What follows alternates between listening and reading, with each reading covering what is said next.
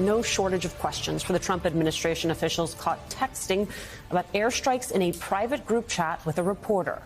How could this have happened? Why were they using a messaging app to talk war plans? Were crimes committed? And after a breach of national security so severe that the reporter that broke the story almost did not believe it was happening, should they resign? Some of those questions were up front and center at a Senate hearing with two of the members of that group chat, CIA Director John Ratcliffe and DNI Tulsi Gabbard, both of them on defense. At first, Tulsi Gabbard tried to dodge questions about just what happened. Director Gabbard, did you participate in the group chat with Secretary of Defense and other Trump senior officials discussing the Yemen war plans? Senator, I don't want to get into the specifics. Ma'am, were you on? You're not going to be willing to address. So you're not. Are you denying? Ma'am, will you answer my question, ma'am? You were not TG on this group chat. I'm not going to get into the specifics. So Just a few seconds later, Director Ratcliffe admitted that he was on the chat. He added that using the Signal app for messaging was allowed. Use of the app had started during the Biden administration, he said. Here is more from that hearing. My communications, to be clear, in a Signal message group were entirely permissible and lawful and did not include classified information. Senator, I'll reiterate that there was no classified material that was shared in that Ma'am, if there's no classified information. They insist no classified information was shared. But here's how Atlantic editor Jeffrey Goldberg described what Defense Secretary Pete Hegseth shared in particular. Quote, the information contained in them, if they had been read by an adversary of the United States, could conceivably have been used to harm American military and intelligence personnel, particularly in the broader Middle East Central Command's area of responsibility. And here's how Goldberg described what Hegseth sent by text last night. I mean, the precise detail, and then a long section on sequencing. This is going to happen. Then that is going to happen. After that happens, this happens. Then that happens. And then we go and find out if it worked. I mean, you know, he can say that it wasn't a war plan, but it was a minute by minute accounting of what was about to happen, organized by CENTCOM, Central Command, which is the military oversight group of the Middle East, the broader Middle East. This is their plan, and he was taking their plan and sharing it with a bunch of civilian leaders. It's interesting because as I'm reading it at 11:44 a.m. on Saturday morning, the 15th, seeing that the Houthis are not going to know about this for another couple of hours. Those specific details of the strike. That is why Democratic Senator Angus King said today, it's hard for me to believe that targets and timing and weapons would not have been classified. For his part, Donald Trump dismissed the incident, telling NBC News' Garrett Haake that it was a, quote, glitch about Mike Waltz, the national security advisor, who reportedly added Jeffrey Goldberg to the group chat. Trump said, quote, Michael Waltz has learned a lesson and he's a good man. In the last hour, Trump suggested at one point that maybe Signal was an appropriate way to communicate about war plans. Quote, that's an app that a lot of people use. So Mike Waltz learned his lesson. It was no big deal. Done, dusted, right? Democrats, they are not done. They want to know more. Here's Senator Jon Ossoff questioning Director Ratcliffe today. Well, let's put it this way, Director Ratcliffe, a discussion by senior U.S. officials on the timing and risks of a proposed military campaign and disagreements between the president and the vice president about U.S. plans and intentions would be of obvious interest to foreign intelligence services, would it not? Yes. And they were discussing the timing of sending U.S. air crews into enemy airspace where they faced an air defense threat, correct? I'm going to, Senator, defer to the other principles that you're referring to about what the meaning and the context of what they were auditing. They're talking about the timing of U.S. airstrikes, correct? Yes. Yes, and therefore the timing of sending U.S. air crews into hostile airspace, correct? Yes. And therefore the time period during which enemy air defenses could target U.S. air crews flying in enemy airspace, correct? I don't know that. You do know that. And that is where we start today with some of our favorite reporters and friends. Writer and editor for Protect Democracy, Amanda Carpenter, joins us.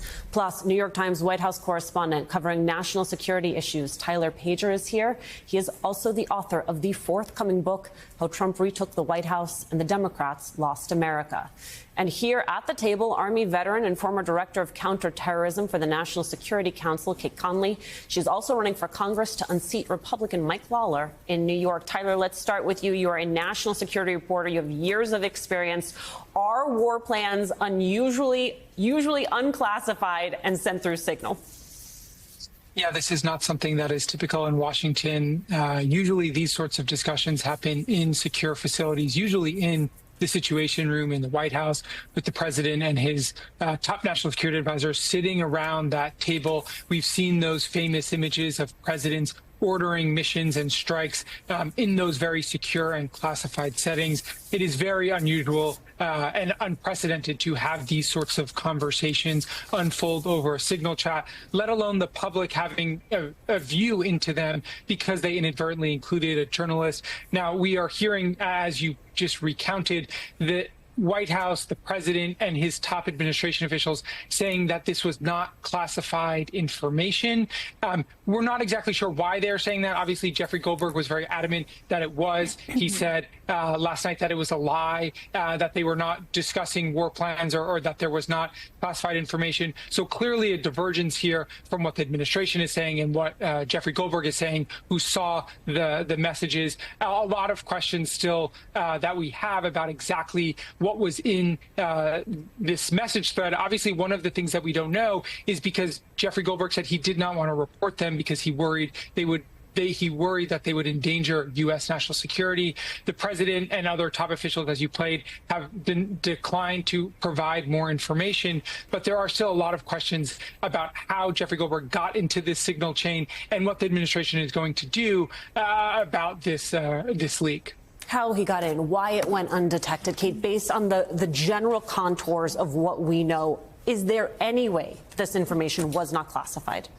Alicia, so I come at this as a former Army officer with 16 years in active duty service, someone who served on the National Security Council, and I have to say, in all of that time, when you talk about the execution of military operations, where the people are, what they are doing, the routes being executed, the munitions being utilized, the targets that are being sought after and operationalized. That is the definition of classified information that we have seen great lengths being made to ensure it remains secure by employing separate systems like secret and top secret networks. So we can make sure that these things are kept confidential, they're prioritized, they're secured, so our adversaries can't get access to them. As was previously mentioned, we have to remember that our adversaries, whether it's terrorist groups or foreign adversaries like Russia, China, Iran, always seek to find this type of information, to find vulnerabilities in American security that they can weaponize against us. So no, this is not normal. This is something that we must continue to prioritize. And people really need to do their jobs and be held accountable when they fail to do so. Well, Kate, you're talking about the platforms themselves. You then have Tyler talking about the fact that should have happened in a skiff in the Situation Room. What we are learning about where these folks were adds to the complexity of this. You have CBS News reporting today that Middle East envoy Steve Witkoff was in Russia when he was on that group chat. We know the Russians have been trying to figure out how they can access Signal for a long time now. That adds an element to this entire conversation. Absolutely. These are national security professionals at the highest levels of government. They should know better. And it's funny you mentioned Russia. As someone who takes national security seriously, and I know when you're effective at it, Russia doesn't let you in. They actually ban you like they did me. So no, these folks should know better, and it is unacceptable. America deserves better. You know, when we should be showing the world that America is a superpower, instead we're showing them it's amateur hour. We need to be better. Amanda, I know it is not lost on you that this administration is led by someone who was indicted for retaining classified information. He kept nuclear secrets in the basement, in the bathroom of his private club, and when the government tried to then retrieve them, he tried to stop them. So should we be surprised that this administration continues to play fast and loose with sensitive information? I do think this is surprising. If you look at the roster, I mean, just the sheer number of people that were on that text chain, and even not one person realized that this was the wrong thing to do. I mean, this is a security breach on such a massive scale. And I think we really have to think hard about, what does this look like next time? Okay? Because their posture now is essentially that they didn't do anything wrong. They're not admitting there was a breach. They're not doing anything to fix it. In any other administration, people would resign. There would be indications that you would cooperate with an investigation. That isn't happening here, right? It's just keep moving on. And so I think this is happening sort of system-wide as well, because you have people who just at a base level are not qualified to do these jobs. They don't have the traditional experience that is necessary to bring to these jobs. And as a result, they don't have the proper respect for the rules that keep our national security safe, right? And that's going to get people hurt. Maybe, you know, the covert agent wasn't completely outed this time, but what happens next time? I mean, we're seeing security breaches all over the place. And, you know, you mentioned that our other panelist here is going to challenge Mike Lawler. Like, he seemed to indicate that something was wrong today. And he said, well, I hope we put safeguards in place so this doesn't happen again. We have safeguards. We have plenty of safeguards to prevent this from happening, you know, to make sure that people aren't doing off the books conversations that can never be obtained by Congress, which seems to be what they're doing with Signal.